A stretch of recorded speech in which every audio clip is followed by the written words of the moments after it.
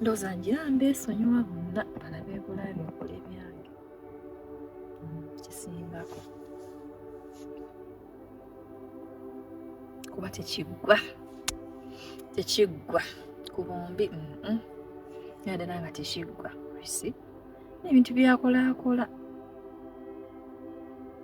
ng'akukuta simutegeera naye be bamanyi ngira nkiwa obudde.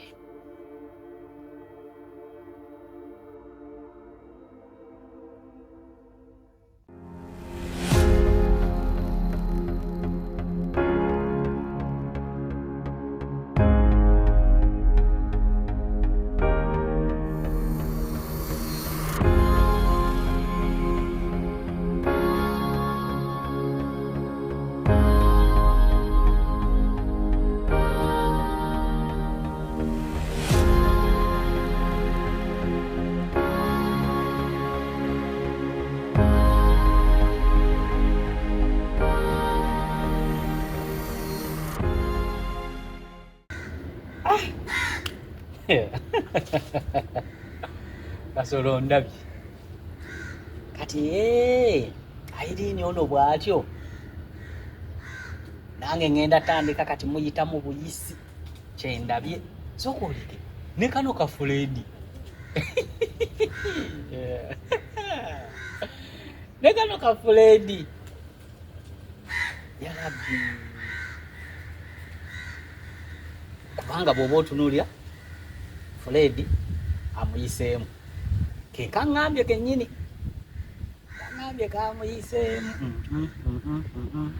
kati oleete n'ono omuyaye wange naye antumayo kati ate eriyo n'abalala besimanyi ate nga ne luli nina bwe namulengera ono si mukazi tasobole era kyekiri Fredi kyaŋŋambye nti okufuna wano omukazi okumutwala ewaka ng'omugye ku ddungu sisobola naye baaba ka Fredi mu bumpi bwako oli wamu kanyingirira naye era tekajja kunsobola nze siniya weddungo ono ye nja muyitamu oba ntya embeera yonna walayi kisobola kasooke ngende kale bannange nkubisiza omutima omukyalo oyo kyeyankola oba omugjewo omusisinkanyeo omukwano gwange omumanyi mwina bye mutamanyi nze siina kwesimanyi naye omukyala kyeyankola oyo ate yakola gwe tina nalongo wamukola ki ate ono omwana yakola ki nalongamusanga muyasanga wentundira emmere yange yalina bizibu bye bisisaamanya naye namwegayira namuwasomboza ajukwasa ate yena akoze ebya Jayden naye nagamba onsanze noonya byakulya Jayden tina nemuganda munange ate egyo emize wagiyigirawo omuntu n'akuwa ekintu n'okola bwoti nawe tina ensonzi tezitasinkana abantu basisinkana omwana osaba kunsonyiwa ekituufu wakikola ekitegeeza ate sikikironda kuki nali nina ebizibu byange ebizibu byo bireeta kuba n'otuka kweyo pointi naawe tina omwana wuuyo so osobosa nagikwata ati bwati namwegayira mugakale ng'olumbuki oba emmere togenda kulya nga weegayira kyekyo anti munange abatunda ogeze bintomanyi kyandiko nali bakwata obulungi noyisa omuntu bwotyo kati golooza yalowooza ki naye samuyisa bubi nnyo era oba obumuyisizza bubi omuntu nakuwa ekintu obanga asooka nalowooza ebintu bingi obanga amwenyinyimbwa nali nina bingi byendowooza bannange leero namusanze sirinaawo mmere naye ninamu capati zanwange era nozaze munaagulako gamba otya sebo yendi sebo bulemu bugamba gyebuli mpolampola tugezaako mpozi mweyo mwe tuli mukwano gwaffe James omuwulizaako James muwuliza yankwirako nakasimu awo yakomako muno nange nawulirakoko gakuba munaye nali bize yankonakoko nali bize emirimu gintwala naye ng'ali bulungi Yali tali bubi naye era still nga bwe nagamba tukyagezako twagala aveeyo tukyabipulaninga tubigattagatta tulabe nga avaayo ewanfe. Ekyo nange ekintu nkyagala nnyo njagala aveeyo ewantu eyo si walungi beera si nnungi yanyumizaamu njagala aveeyo njagala aviireyo ddala. Byabigattagatta naye nga bw'omanyi era nga bw'ogambye twagala aveeyo nsobera tunaagattagatta amaanyi tutasobola okumugyayo. Nze wendi Ensonga ya James wendi yanyumizaako awo yajjako muneeno waliwo abamugaggawazaamuko awo yafunayo ne kasente era neewunya engeri yafunamu emikwano egyo kwanze nali manyi talina nnyo mikwano giri awo. Musajja wanjawulo oyo ssebo waba kutuuseeko asobola okukukwana obeera kyaliyo era awo nkakasa yafuna emikwano yafuna emikwano naye ng'obulamu bugamba butya. Tugezaako nga wenkugambye Molisi olunaku ne lukya wano nga batukubye akazimbe kamwe ne babakuba ne babayiwa e Uganda. Embeera otandika oti otandikira wa ddala ddala ireko ne Uganda wano siyinza nakulimba era nzikiriza bukkiriza nenza nentandikira ku ziro kuba mubutuufu munaye embeera eyo nange njirowooza sinaba nakirowoozaako ekyokuba sinaba natandika nalowooza ku myaka bagunaabira sinaba naye okimanyi nti nno abaana bangi babakubye nga jesse abadde yeebase kyayina kiri kimu kawaleti ke mulimu siringi 10 kyatambulizaako wiiki ne bamukuba ne bamuza e Uganda. Akalimo takyayina oluusi ku akawunti akasente kubadde oterekayo kabadde kamala bizibu. Mwana embeera eyo nange njirowoozaako nga sigitegeera naye oba nga yatutuuseeko tuyinza kukola tutya. tufu ekibuuzo ekyo kyoyogedde kitulagira ddala ndi mutuufu tuddemu twetunulemu. Mbeera si nnyangu sigamba nti tweyagaliza kijja ewaffe naye enkeera kisobola okubeera ewaffe. kisoboka kikusanze kitya awo emmere wagimazeewo dda oba Natise tuli bayala. leero notukolera capati. Mulyango ku capati. Tina yagenda okugula capati.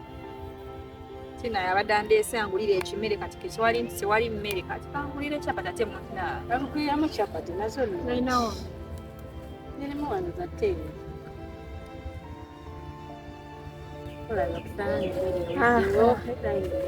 Ku njala gye tubadde tuzze fenna twesonze. Naye ne capati mujja kulya ku capati. Tutwalire ddala zonna Tina. Twalireko n'abalala. Irene gyali eyo. Era bonna oyagala tubaweeko. Capati 10 tugenda kuzirya. Kati nno Josephine gwe abankwata Era capati. nzikuttemu naye nga tonnandagira gwowogulo osalikako omusala oba oyagala omuntu yaba situate. Munnayo olaba ffenna tuba n'ebizibu naye olulala twesapoota bantu bannange. Yakuyisa bubi. Olaba nakati. Nalo kuba nsonyiye neetonze. Kusonyiya munnange naye era olulala munnange abantu tumanyi. Wabula tobiddamu gwe ekyo nabye simanyi nti osobola n'okikola wallaahi. Nene yanzaala Nali nina Ensozi ebinkuba. ze zitasisinkana naye abantu. Omutwe guno gwali gujjudde. Otuuka omuntu ng'omwetaaga. Kyokka nga wamuyisa bubi. So naye tobiddamu ebyo. Sigenda biddamu neetonze. Tewali Ndowooza buzibu naye tugenda. yakusonyiye dda. Okwekyabutta ku nalo. kati omukana ogwedde katasanzeewo kyakulya. Alina Ajja mukwano. kuswaddiino ng'azze kunona kyakulya. Nalo nga tulisinkana olulala. Kale mukana neeyanziza mulala okumpa mukasi. Josephine tuteme. Tugende tugulireko ekiva. Maama nyo abanzaala omuzadde. Kale mbeere bulungi. Kale.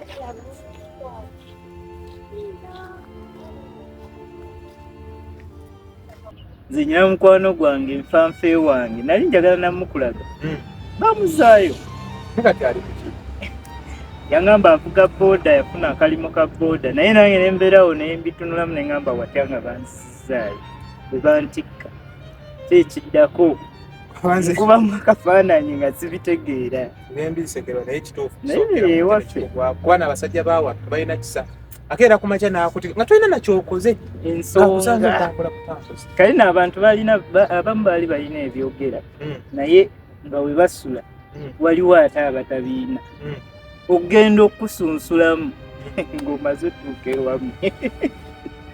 Kugamba eyo y'embeera. Tusabe busabi bireme tutuukako naye nze ekibaawo wakiri nkuba bulooka. Eyo yeewaffe. Oba tokyalina kyakkola kiba kiyise. Engeri gy'obadde otambula okinakina gyeweeragalagamu ku bantu bakulabye waka bagamba yatuuka. Omanyi kye nkola nga nzizeeyo. Okola ki? Ntunda ssimu nga nkola omudala gwa capati. Kati famire awo wewali obuzibu. Bwe baba ntise ne bakyala bange abaakunaawo mba ntomedde. Kati oba mbakola ntyabo. Sokoleke. Bujjo mmanyi omukyalo oyino. Sajja wati tutega emitego bintu tobimanyi. Buno bwe yeekyanga osigalawo ng'onyweza piro. Tebinyuma. Otega emitego olina okubeera n'abantu nga basatu. Buno bwe yeekyanga ng'ozzaawo omulala, bwe yeekyanga ng'ozzaawo omulala. Okusinga oli bwe yeekyanga n'onyweza piro. Mukama n'ayamba. Kwegamba mu buli ngeri yonna toviiramu awo. Oba olina otetenkanya obulamu munnaaye mpola mpola. Olina otetenkanya obulamu naye nakuba kafaananyi ne ngamba watya nga batutisse.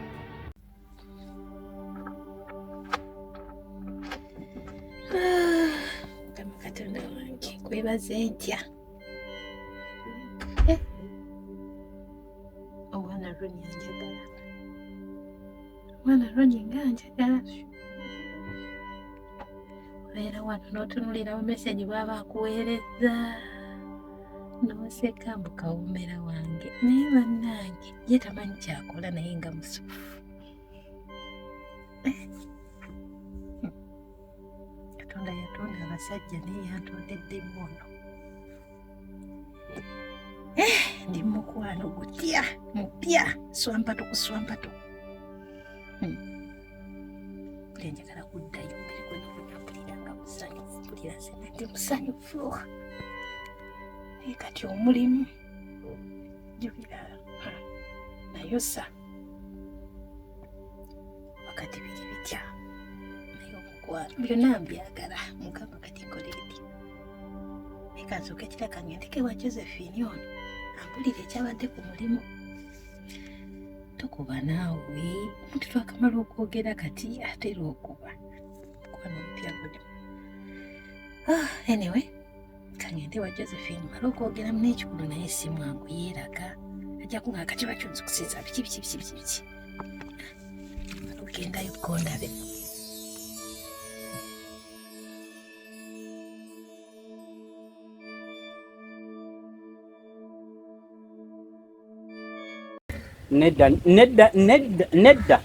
Nedda. Mbadde muntu mulamu ekimala. Tolaba nti twayonka kulimu?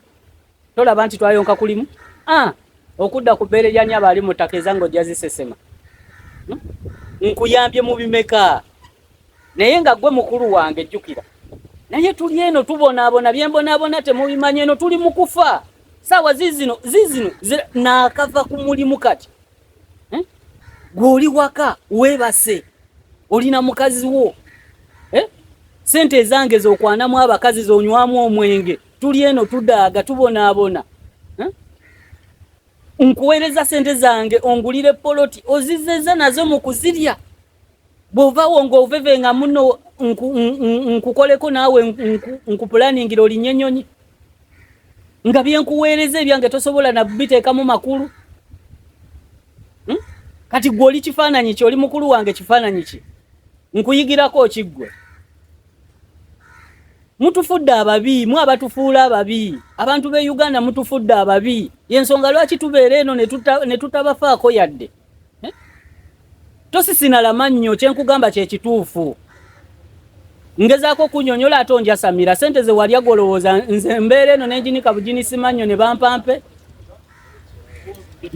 gwe bagambye.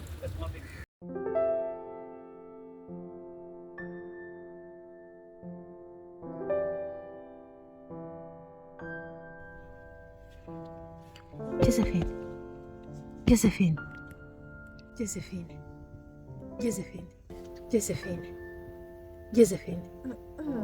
Cheze nawe. Kiki? Suka naye twogere mu katono. Abula Becky okutama. Kati oyagala ki? Jangu naawe Suka.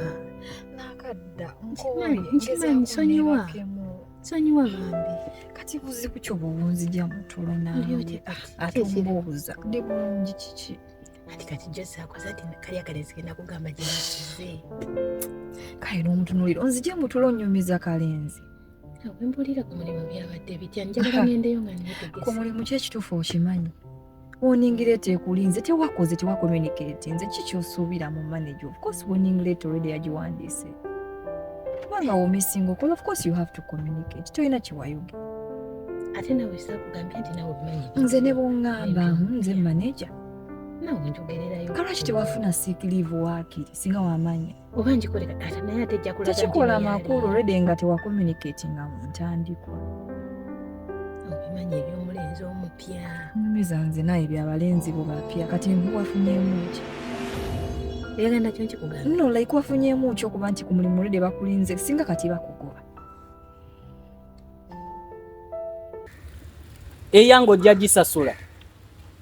Eyango ojja gisasula newankubadde oli mukulu wange ojja gisasula aganyabo. Mutufuula ababi. Mutufuula nnyo ababi. Nemwesiruwaza nga mwesiruwaliza mu ssente zaffe. Balowooza mwagaggawala naye nga ze tubaweereza ze mulya.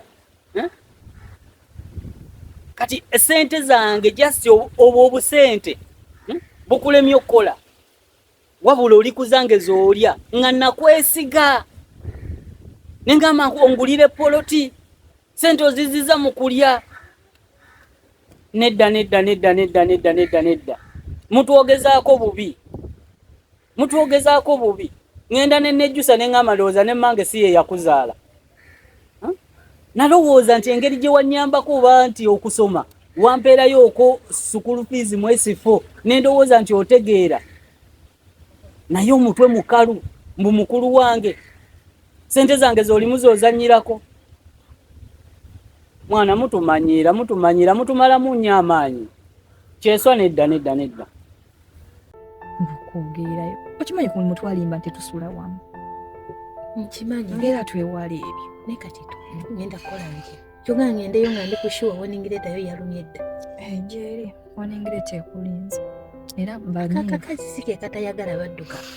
Ogenda nno okutuukira kuyoleke. Naye next time you communicate naawe. Omisinga otya omulimu olw'omulenzi really? Mwate musobola kwerinda ku ofude. Banga lyomaze. Tonyumiza ebiboozi byo naawe. Onzije mutulo nyumiza ebiboozi byo bitalina. Kyobadde ompitira. Sonyiwa naawe. Kyobadde ompitira ekyo. Kyasimbadde njagala kubuuza byabadde ku mulimu. Tudda mpunzi okusampula twaye ng'onyumiza ebyo bisitole byo bitagatta mwana. Already woningireta okimanyi eba yalumye. Omukazi omumanyi oyo. Kati simanyi kati gundi yasaba meka. Shift yo leero. Anti bakukyusa. Nakavaayo mpozi buuze enkya. Kati kaneetegeke ngenda nti kati yange yinza okuba etandise nalabye kasikedi mu gurupu walinga kasuddeyo. Era oyagala tuuka leeti. Ogatte ku musango k'omusango. Kati nno ngenda okwebala bwala. Sinze bwe bamanyi yeeyogeza. Gwamanya bula nviira nne baki.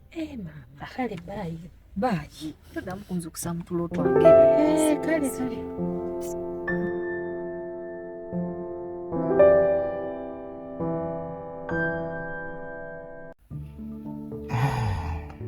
Nsi eno okempolobola mukoona ntegeere kuba embeera sibitegeera. Mukosa salamu alaikum ng'okutte mangu. Obadde manyi ngenda kuwa ssente teri ssente endala sooka ombuulire. Ku ssente ze naakabawa mukoze eki? Mulimu ebintu ebinyiiza. Tugenda myezi 2 abantu b'ensindika okulambula ennyumba bagamba tewali we mwatuuse. Myezi 2 tadde mu ssente mpitirivu naye temunabana ku musingi. Onjagaza ki ssebo? Nedda njagala tubeere mu buntu. Njagala ombuulire ssente ze naakakuwa zikoze eki? Nga nakati obadde osuubira nsasula amazzi, nensasula omusenyu, nensasula abakozi, naye ebintu tebiseetuka. Wali we mwatuuse. No, mbuulira. Kati obadde oyagala ki ekirala? Nnyina kuyumba kuba tumanyi ssente bwe zimenya. Eno teri muntu ayoola buyoozi ssente. Kitegeera? Tukola nkole ate nga tuzikolera mbugubi. Oba olina oziwa ekitiibwa. Singa mbadde ku ground zibadde mbutuufu tugenda kwabika. Nsaba omanye kino nti bwe nzija nga mukyali awo mu mbeera eyo. Sigenda bongera ssente naye njagala ng'omulimu gukyusa ebyaddala. We ntuukira awo abeetaaga okusiba nja basiba twawukane emirembe naye nga nfunyeemukko ku ssanyu. Saagala muntu anziba kutuuka ku ekyo. Irene, pulaani ki kati? Aba ku ki? Kuba twogera bingi, pulaani ziba nnyingi. Nti twasemba okusisinkana n'oŋŋamba nti kitunulemu olabe, so simanyi kikiriwo kati, kabanga kanene kayiseewo siriikiridde, you know. So neŋŋamba nti kankuyita ate lesi tuveeko tuyinza okwogerako. Naye kiri fayini okumbuulira amazima okusinga okumbeezaawo nembeera nga ndi mu birowoozo ndowooza ekintu kye simanyi oba kituufu oba kinaakola oba tekiikole, simanyi kyoliko osirise, so tekikola makulu. Eddungo olimanyi? Kitegeera? Nkitegeera era kyamukisa mulungi ogezi no nga nkugambye oba kale kangambe ekintu ku mutima, right? Mazima gali nti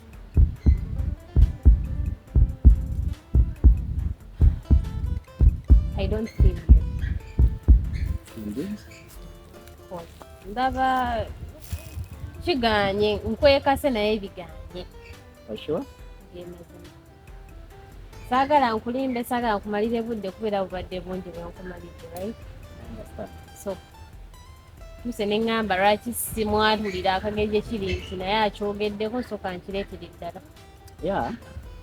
In fact kiba kirungi omuntu okumubuulira amazima n'abeerawo ng'akitegedde okusinga okumutambuliza mu mbeera nti nja kulaba ye asigala ateekamu so ng'ate tewaliwo kigenda kukola kuvaayo. So it's okay. Si kibi bw'oba nga kyosazeewo. Nedda ssebe embeera gye njogereramu yeeyo ate kati sinaba nja kutabuka ebisingawo. Nja kutabuka ebisingawo, njagala muzimbe nga omulimu gulabikako. Songera ssente, njagala paka nga mutuusizza corporate we bakomererera ennyumba. Siina ssente ze ngenda kwongeramu. Twebala luli ne nkuweereza lisiti y'ebintu byenna quotation gye wampa nga ssente zaggwayo dda naye tulina wooseetu Katonda ava ku musingi kyokka tungamba oyagala ssente endala. Omuze gwonna abantu gwe mulina muli babbi kasi omuntu owulira nti tali wooli yagala kutekinga advantage eyo omubbe bubbi. Nedda ssebo nze si bwe kiri. Songera ssente, njagala mulimo gwange nga gutuuse waggulu tutegeeraganye yadde ekikumi ate bwe nzija bijja kuba biralamu. Tutegeeraganye. Beera bulungi. Kirungi n'ogoberera omutima gwo. Nze ngazi omuntu nakwagala ngazi. Naye bw'oba ng'osazeewo ng'olaba ekyo kyekitambula tekiri emusaala. Ndi mukakamu, ndi mugonvu mu kyo naye ndese ndakajondeseemu si yeeyo naye it's okay. Bwe ngenda ndowooza kiri fine, tewali tali. obaana Ate munange nakukwata bigere, you know, omanyi ku ddungu lino si kirungi nnyo ate kwesiba ku muntu. Kati ate gwe kinkoze bulungi nti obadde mwesimbu n'ombuulira naye omulala asobola okulya amatooke go akasente keeka okategeera akasente katonotono. naabanga ndidde tekiri musitaani naye nange ekyolumu tusobola osigala nga bomukwano ekyolumu nja kuwangayooko tekiri musitaani Ogamba gonanangira. sikulangira naye ogenda olabaawo akakisa konna akakyusaamu wendi Ku byenjogedde. yes wendi Sirowooza bye. bayi mukwano tekiriimu tabbu kale kama akunjagalire ekyamazima mponye ekyamazima mbadde oluno nsuubira ku kiwaayo nno 5 ezo kangende nsuubulemu akawunga ne mukene nguza abantu